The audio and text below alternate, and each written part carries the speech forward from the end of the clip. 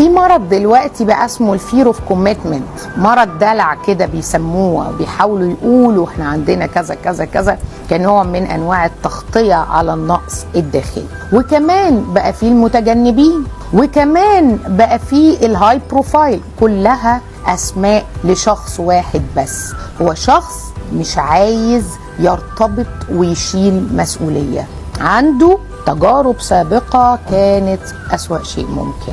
ازاي اخلي الشخص ده هو اللي يجيني ويطلب مني كمان الارتباط؟ هقول لكم ازاي. انا اسراء عثمان، استشارية علاقات زوجية. اللي عايز يبعت استفسارات او يحجز جلسات يبعت على الانستجرام، ويلا بينا.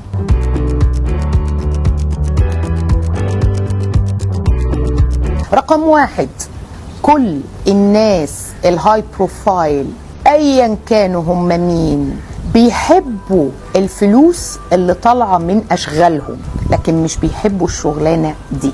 يعني عمرك ما هتلاقي واحد شغال في التجاره ورايح جاي ومش كاره الاسترس اللي هو عايش فيه.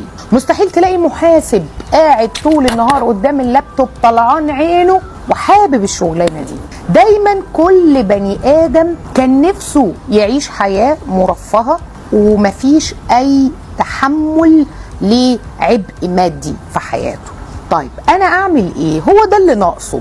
دايما هتلاقي الناس انت جامد، انت معك فلوس، انت كذا، بلس انه دايما متوقع ان اي واحده بتقرب منه عايزه تتجوزه او ترتبط بيه، فدايما متجنب. عرفنا هو ليه متجنب؟ طيب اعمل معاه ايه بقى؟ اعمل خلاف اللي الناس دي بتعمله.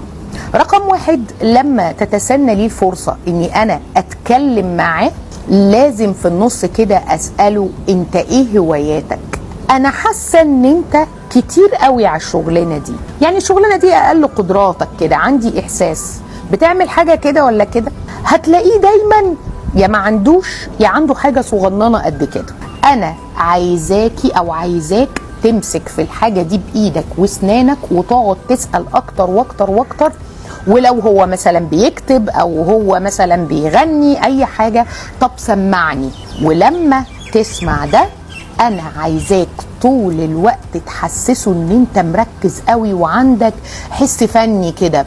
وبعد ما تخلص او يخلص قول له الله على فكره انا كمان عندي حاجه زي دي بس انت متقدم عني شويه.